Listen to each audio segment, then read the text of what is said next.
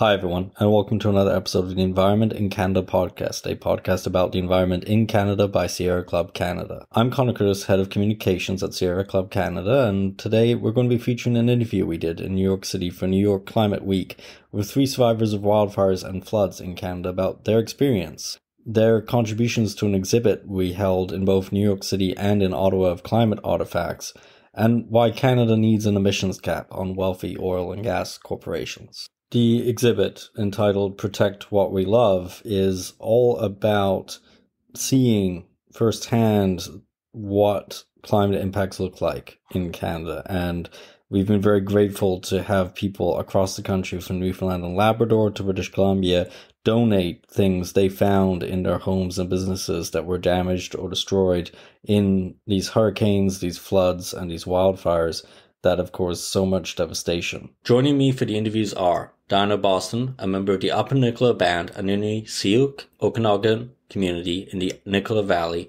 whose home was severely damaged in a 2021 flood in Merritt, British Columbia. Megan Fandrick, a trauma-informed editor, parent, and climate disaster survivor, and the author of Burning Sage, Poems from the Lytton Wildfire, who lost her community and business to that fire. And Rachel Marks, a small business owner and mother of 2 living in Montreal, who experienced the flooding in Montreal of 2024. We are going to forgo the normal intro to this podcast. Suffice it to say that if you'd like to take action for an emissions cap, you can do so at sierraclub.ca, and you can find this podcast pretty much anywhere you get podcasts. What I do want to mention before we get into the interview is that as of yesterday, the draft regulations for an emissions cap are out, and there are a couple of main takeaways, facts, and some other things you should know for context. In its current form, the emissions cap seems to be a good step forward as currently proposed. The main concern we have now is that it needs to move forward to implementation rapidly, without more manufactured delays by oil and gas lobbyists. It does contain offsets for oil and gas corporations, and it's important those are real, additive, and contained within the country and permanent, and not just a way for corporations to hide their emissions. There's some room made for new projects to have a 3-year or multi-year gap before complying with the policy, and that's a loophole we think should be closed. But overall, as I say, it's a good step forward, and it's a step forward for individual Canadians who have cut their emissions, while these wealthy corporations who benefited the most from the inflation you and I paid for failed to cut emissions.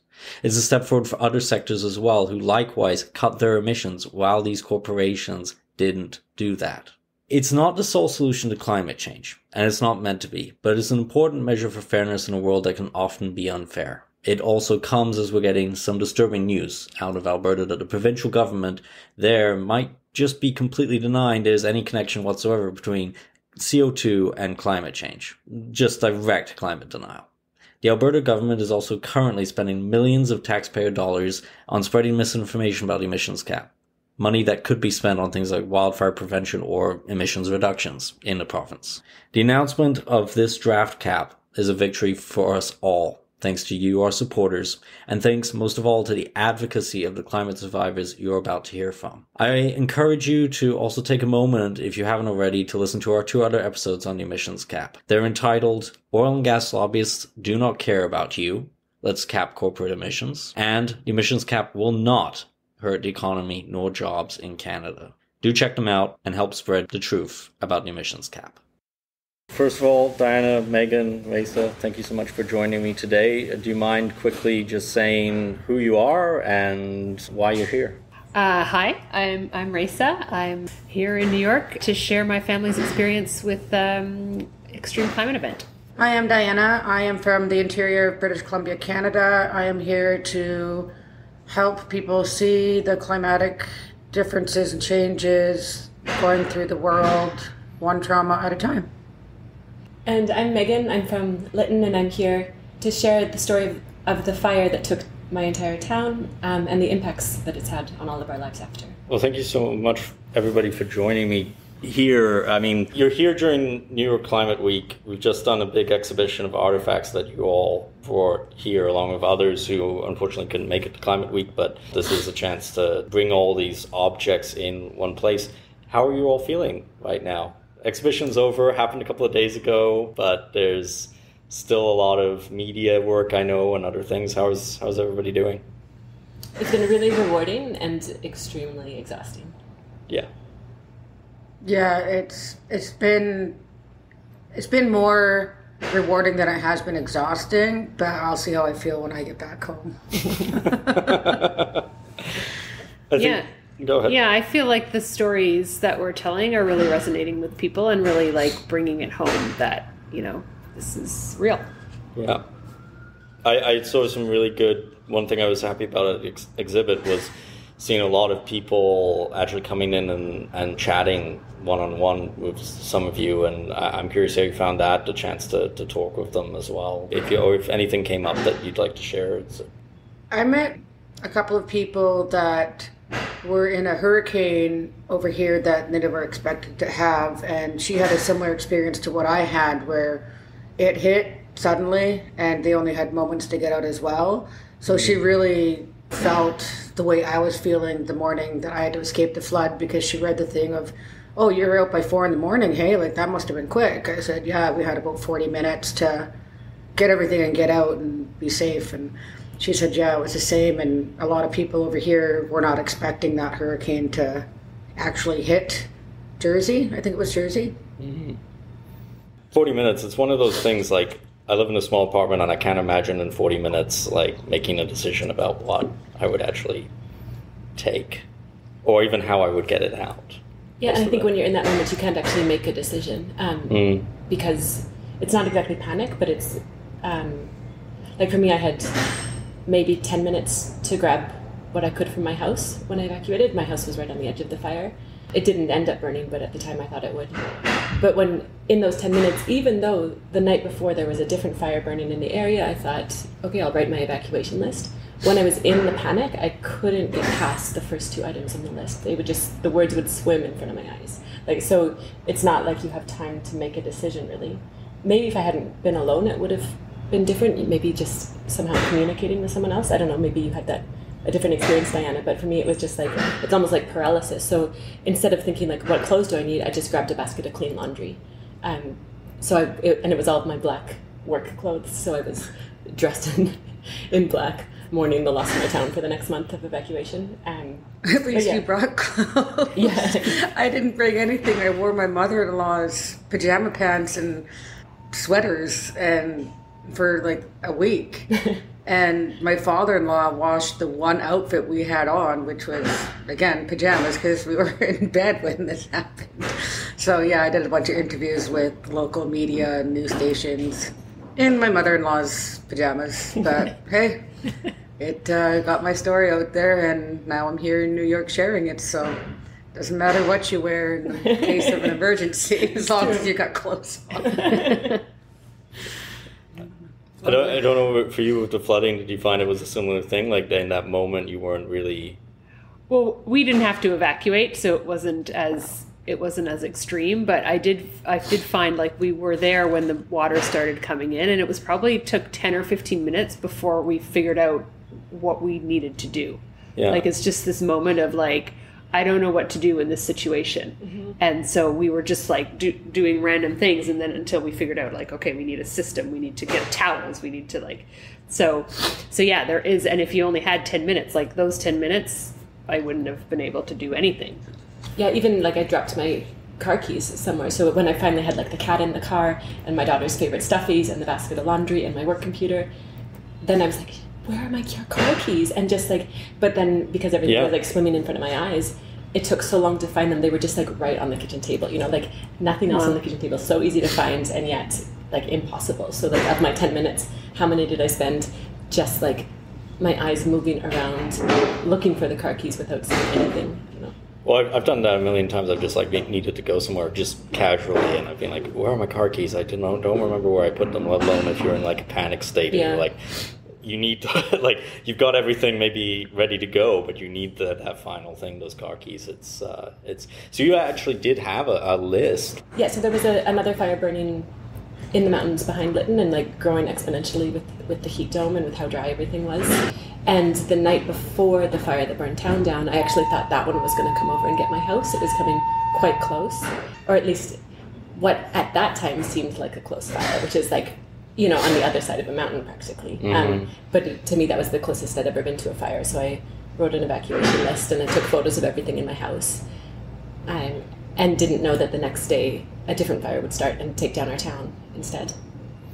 And that's the one thing, particularly with wildfires, that we are seeing is one wildfire is starting in one place, and then suddenly another one, and then the next day there's another one. And I remember talking to a few people who were impacted by the Northwest Territories fires, for instance, and that's what they were describing. And not only that, then you evacuated towns, in that case, 2 larger towns, and then you had to evacuate those towns on top of it. Yeah, so you were saying about taking in dogs as a result of... During the wildfires in Lytton and Stein Valley area, with the evacuees, we took their dogs in so they could stay at our house while they were staying wherever they could find a place, whether they were tenting or in a hotel or, staying in their car or whatever. We gave their dogs a place to stay.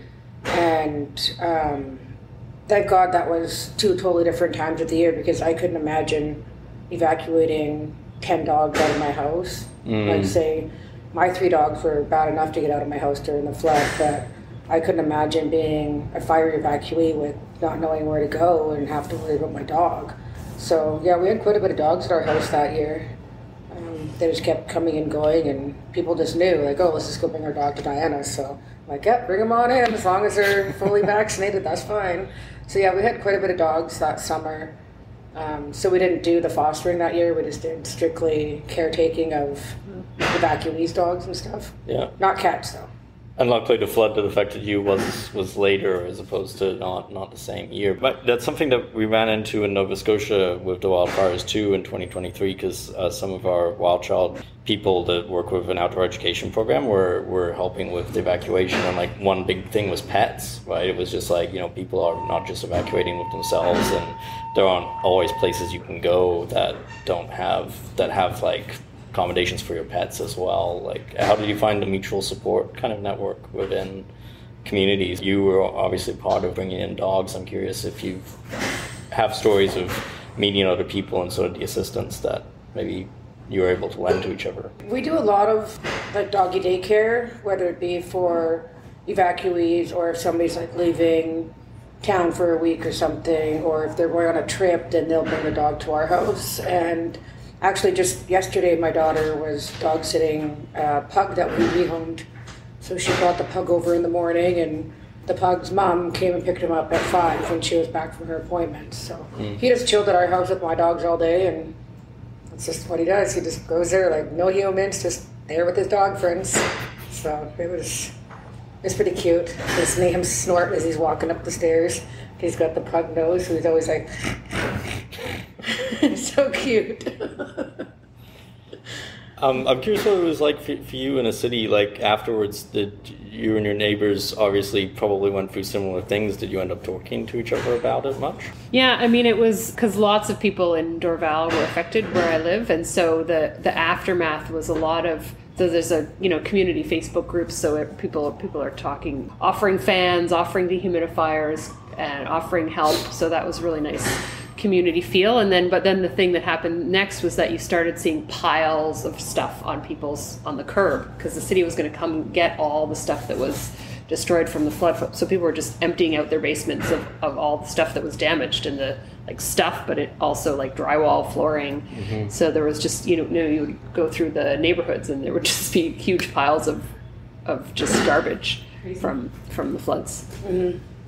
It's crazy how big those piles can get, and you'd think, one pile per street. No, it's 1 pile per house. Yeah.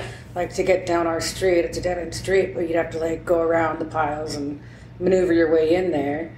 And it was just, you could just see where we have an elderly couple that's 2 doors down from us, but RCMP had to go in there and get them, but they couldn't tell where the driveway was, so they just drove right up on the grass and got them out that way, and then they took the elders out of there. But when the water receded, you could see 2 big tire marks in their lawns. So landscaping still needs a bit of work on our street, but even my house, I can't even grow grass anymore. It's just weeds. So we're working on that 3 years later, and now we're on drought, so we can't even water.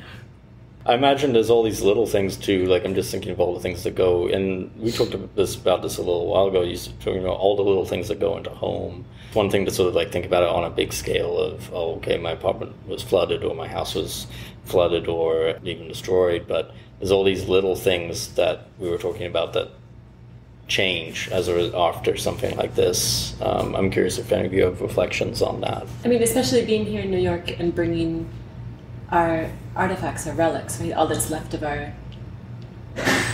for me, all that's left of the coffee shop that I owned for 10 years and that I raised my daughter in. What I brought is just a doorknob. It looks really beautiful when it's burned, but it's just a doorknob. Mm-hmm. I have been thinking a lot about how just something like that doorknob, right? The way that it's stuck a little bit when you turned it, or the way the wind sounded blowing between the buildings on Main Street Lytton. Mm-hmm. It's those things that we lost more than it's not, of course it's not just things and it's not just buildings, but all of those things and all of those buildings make up your sense of home and your sense of place and your sense of belonging. And now in Lytton, there are still the 2 rivers that meet in Lytton, and there are the 3 mountain ranges right around town, and that hasn't changed. But where there was a town, it's just a plateau. It's just like an empty gravel field. And so even though the greater surroundings haven't changed, it's all of the small details that have, and those compound your sense of loss so much. I was talking with a good friend about it who recently lost her mom, and she said for her it's the same. Like, she doesn't miss, of course she misses her mom, like, on birthdays and holidays, but she also just misses, like, the first phone call every morning. Just the little things that make up what's normal, and that are the biggest loss. I grew up and I spent a lot of time down in Gladwin, just outside of Lytton there. So I was down in Lytton all the time growing up, and now we go down there to visit my family, and you go to drive through Lytton and it really just, it kind of looks like a war zone, to be honest, because you have all these fences blocking everything off. So you're driving by just fenced off plots of land that they haven't really, like, they said, oh, well, we're going to rebuild this, rebuild that. They haven't really, like, I think there's maybe a handful of places getting rebuilt right now. A lot of people are still displaced and not in their homes.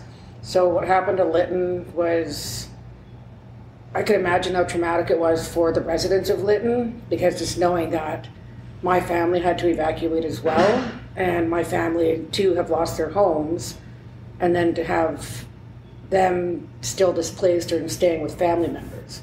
Like, I've got one of my cousins is living with a couple of her siblings and their families, so there's 3 families in one house because they lost their house. So it's really sad at how long it's taking to rebuild the city of Lytton. Yeah, we or the village of Lytton. They finally took the fences down. Oh, really? But for for over 2 years, those fences were, like, keeping us off of our own properties, right? Like, I couldn't even access my property, and the fences were awful. Yeah, you could just like when I would drive down Main Street, what it used to be the heart of our town, I would just try not to look at anything except the yellow lines, because then it was just blue security fencing keeping you out of home. Yeah, and it has been really slow. It's been really slow. And with the fences down, I just keep thinking, like, yeah, it's this big gravel plateau. For more than 2 years, it was rubble. Like, for more than 2 years, it was the basement holes, the bricks of the buildings that fell. But when they finally cleaned it, it's like they erased town. So that felt really hard as well, even though it was progress. But it was just like they scraped everything away and covered it with a layer of fresh gravel. So and took the fences down. So instead of at least having, like, some difference between properties, there was all of a sudden everything is just, like, flat and white, like a blank sheet of paper, like we had just been erased. So I'm really glad that there are some homes going up now. I think about a dozen homes going up out of the 120 that we lost. I miss that cool little grocery store. That was the best grocery store I ever had. Everything you ever needed. Oh yeah, we lost 2 grocery stores, but one of them was not known so much for its food as for having everything you need and may never need. Yeah, it kind of reminded me of Surplus Herbies. Yeah. In Canada. An eclectic small town. Oh, that Chinese food store. They opened again, though.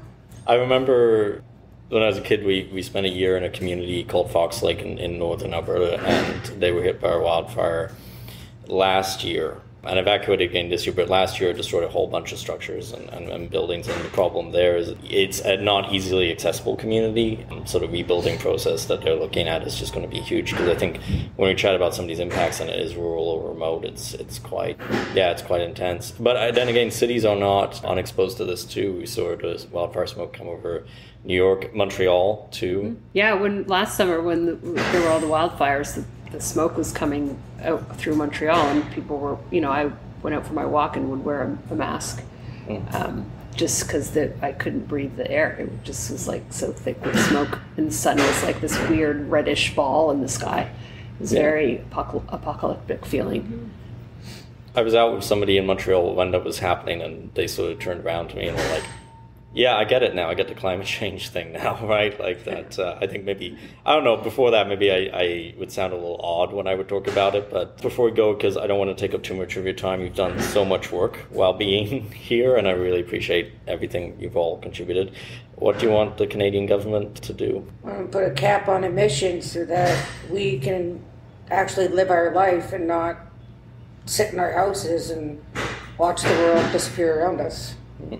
Something's got to be done, because I want to be a grandma one day, and as it stands right now, my child refuses to have a kid in this world. Mm-hmm. So, yeah, I mean, obviously the big corporations need to take responsibility, need to control what they're doing, because it has such a profound impact on all of us, on all of the small individuals. And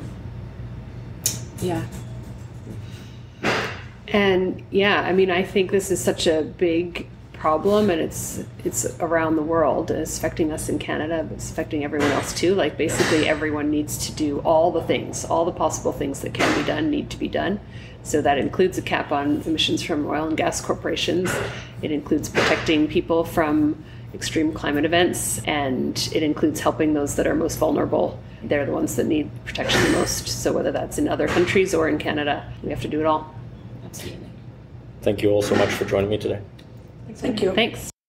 Before we end, just a reminder that you can take action on environmental issues by visiting sierraclub.ca, where tons of petitions, other actions and events, and regular news updates you can sign up for on the homepage, including an action for the emissions cap as of the airing of this episode. You can also find Sierra Club Canada on social media, and you can listen to the Environment in Canada podcast on the Harbinger Media Network, Spotify, Apple Podcasts, iHeartRadio, and YouTube, or wherever you get your podcasts. This podcast also airs on CKUT Broadcast Radio in Montreal, 90.3 FM bi-weekly on Tuesdays at 11 a.m. Eastern Time, and on CHMA Radio in New Sackville, New Brunswick on Saturdays at 11 a.m. Atlantic Daylight Time. Don't forget to click follow or subscribe so you get the latest episodes from us.